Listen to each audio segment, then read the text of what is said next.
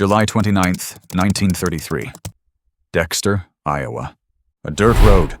A tourist camp on the edge of nowhere. The air thick with summer heat and the smell of gun smoke. She is sitting in the grass. Her hands are covered in blood. Not her own.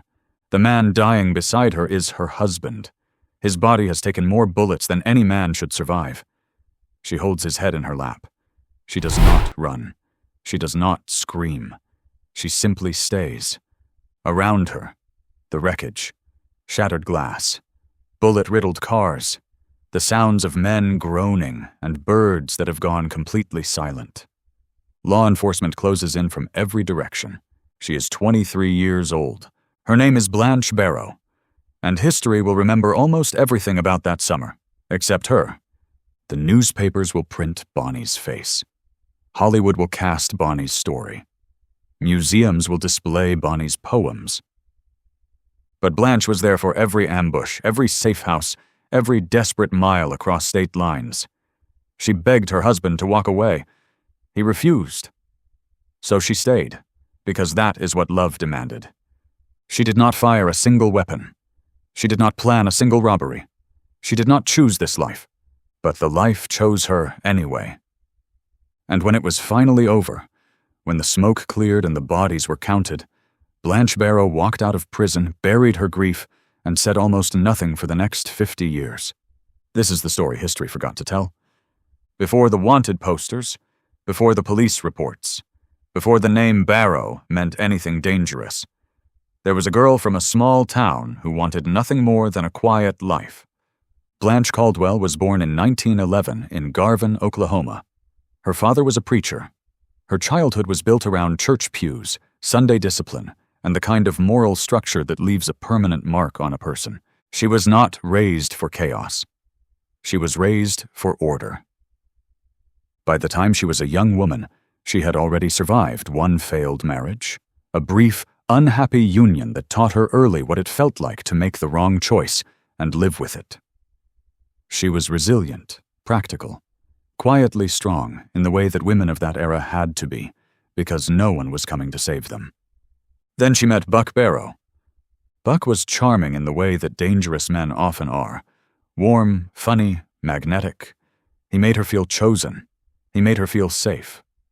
What he did not make immediately clear was the weight that came with his last name. The Barrow family was already marked. Clyde, Buck's younger brother, was carving a bloody trail across the American Southwest.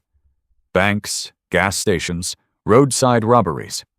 Bodies left behind on lonely highways. Buck had his own criminal record, but by the time he met Blanche, he was trying, genuinely trying, to step away from that world. He turned himself in voluntarily in 1931. He served his time. He was pardoned. Blanche believed that chapter was closed. She was wrong. What no history book captures cleanly is this: Blanche Barrow was not naive. She was not a fool swept away by romance. She was a woman who made a calculated decision to trust the man she loved. She looked at Buck Barrow and saw not his past, but his effort.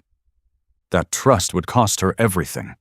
But in 1931, standing beside a man who had just walked out of prison with a pardon in his hand and her name on his lips, she could not have known that. She only knew that she loved him, and that he had chosen her. For a preacher's daughter who had already known one broken home, that felt like enough. It was not enough. Buck Barrow was not Clyde Barrow. That distinction mattered, and history has never given it enough weight.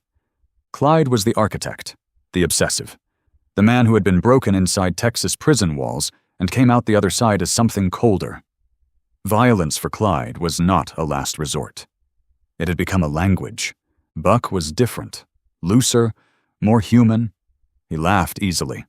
He loved his wife openly. He was a criminal by background, not by hunger. But brotherhood is its own kind of chain. When Clyde called, Buck answered. And when Buck answered, Blanche packed her things. Not because she wanted to, because she refused to let her husband disappear into that world alone. That decision, that single act of loyalty, pulled her across the line. Spring 1933. The gang was already infamous, already hunted. Blanche joined not as a participant, but as a shadow. She cooked, She watched, she worried. She also witnessed things no civilian should ever see. Robberies, close calls, men with guns surrounding cheap motel rooms at 3 a.m. She begged Buck repeatedly to leave. The records confirm it. The answer was always the same. Not yet. Those two words destroyed her life completely. There is a version of this story that Hollywood prefers. Open roads, stolen money, two lovers against the world, whined through the window and freedom in every mile. That version is a lie. The reality of life with the Barrow gang was exhaustion, filth, and permanent fear. They slept in cars more nights than in beds. They moved constantly. Missouri, Iowa, Minnesota, Texas, never staying long enough to feel human. Gas stations and roadside diners, always cash, always watching the door. Blanche kept a small dog with her throughout, a detail so painfully ordinary it cuts through everything else. In the middle of that chaos, she held on to something small and living, something that needed her.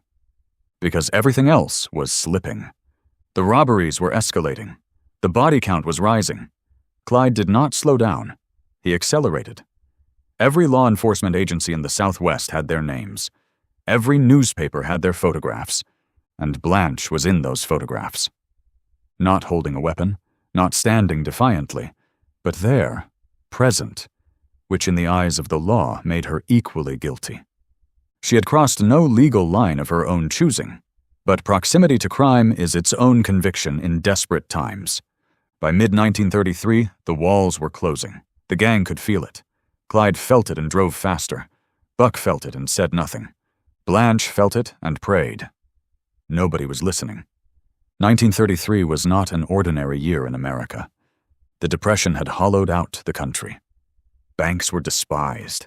Unemployment was catastrophic. And in that vacuum, outlaws like Clyde Barrow had briefly become folk heroes to desperate people who had nothing left to lose. But Washington had seen enough. J. Edgar Hoover was building the FBI into something new, something with teeth. He needed high-profile captures. He needed names the public already knew. The Barrow gang was perfect. State lines had protected criminals for decades. Hoover changed that. The Federal Kidnapping Act. The National Motor Vehicle Theft Act. New tools, new jurisdiction, new pressure on every local sheriff from Texas to Iowa. The net was tightening, not randomly, but systematically. Informants were activated. Safe house locations were leaked. People who had sheltered the gang, out of fear or sympathy, began talking to save themselves. This was no longer a regional manhunt. This was federal machinery operating at full force against a handful of exhausted fugitives sleeping in cars. Clyde Barrow understood none of this politically. He only understood acceleration. Blanche understood something far simpler. They were running out of road. By July 1933, the gang had nothing left. No safe contacts, no trusted shelters, no city where their faces were not already pinned to a wall inside a police station. The network that had loosely protected them, relatives, sympathizers, small-town connections, had been systematically dismantled by federal pressure. They were completely alone. They made camp at Red Crown Tourist Court in Platte City, Missouri. A modest roadside cabin. Nothing remarkable about it except that it would become the first catastrophe. Local law enforcement had been tipped. The raid came at night, heavily armed, coordinated, deliberate. The gang fought their way out, barely. Buck took a serious wound to the head during the firefight. A bullet fragment lodged near his skull. He should have stopped there. He should have surrendered and taken his chances with a courtroom. Instead, Clyde drove. Again, always forward, never stop. They reached Dexter, Iowa, days later. Dingus Park, another roadside camp. Buck was deteriorating rapidly. His wound was infected. He drifted in and out of consciousness. Blanche did not leave his side. She bathed his wounds. She kept him calm. She whispered to him in the dark. She also knew, with the quiet certainty that comes from weeks of running, that this was ending. Not in escape, not in freedom. In collapse. What she did not know was exactly how total that collapse would be. How many bullets, how many bodies, how much she would be forced to witness before it was finally over. She would find out on July 29th. July 29th, 1933. Dawn. They came from every direction: local law enforcement, state officers, armed civilians deputized for the occasion. Over 100 men surrounding a small camp where a dying man lay in the grass, and his wife held his hand. The firing began without warning. Clyde moved first, instinct over reason. The gang scattered into the tree line. Guns answered guns. The noise was total. Buck Barrow was hit again multiple times. His body absorbed what no body should survive. He fell and did not rise. Blanche did not run. Every account from that morning, law enforcement reports, civilian witness statements, later testimony, confirms the same detail.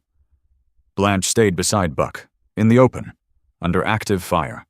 She covered his body with her own at moments. She screamed. She pleaded. She was hit by glass fragments from an exploding windshield. Her eyes were severely damaged. Blood ran down her face. She did not move. When the shooting finally stopped, when Clyde had vanished into the tree line with Bonnie, what remained was wreckage. Bullet-scarred trees, abandoned weapons, 2 figures in the grass. Buck Barrow, dying. Blanche Barrow, kneeling beside him. Officers approached with weapons raised. She did not resist. She did not speak. She simply looked at them with ruined eyes and said nothing. Buck survived 6 more days in a hospital bed. Blanche sat beside him for every hour she was permitted. On August 16, 1933, he died. She was alone now. Completely. Finally. Irrevocably. They convicted her quickly. Missouri courts showed little interest in nuance. She had been present. She had been photographed. She had run with the Barrow gang across state lines. That was sufficient. Blanche Barrow was sentenced to 10 years in Missouri State Penitentiary. She served 6. Prison records from that period describe her as a model inmate. Quiet, compliant. No disciplinary incidents. She worked. She kept to herself. She did not perform grief for anyone's benefit. She simply endured. What those records cannot capture is what 6 years inside a cell does to a woman who never chose the life that put her there, who watched her husband bleed out in an Iowa field, who held him for 6 final days in a hospital room before the last breath came, and took everything with it. She was released in 1939, 28 years old, no husband, no money, no name that didn't carry weight in the wrong direction. She rebuilt anyway. She remarried. A man named Eddie Frazier. Quiet life. Small town. No headlines. She refused interviews for decades. When writers came, and they came often, especially after the 1967 film made Bonnie and Clyde household names, she turned them away. That film enraged her privately. It glamorized. It fabricated. It turned real suffering into entertainment and gave Bonnie Parker the tragedy while erasing Blanche almost entirely. She finally wrote her own memoir in her final years, setting the record straight, quietly, on her own terms. She died in 1988, 77 years old. 55 years of silence, finally broken, but only just. Here is what organized crime history consistently refuses to acknowledge. For every man whose name is carved into the record, there is a woman standing just outside the frame. Present for everything. Credited for nothing. Punished equally. Remembered rarely. Blanche Barrow fired no weapon, planned no robbery, chose no victim. She chose a man. And in choosing him, she inherited his world, his enemies, his consequences, and finally, his grave. That is not a love story. That is not an adventure.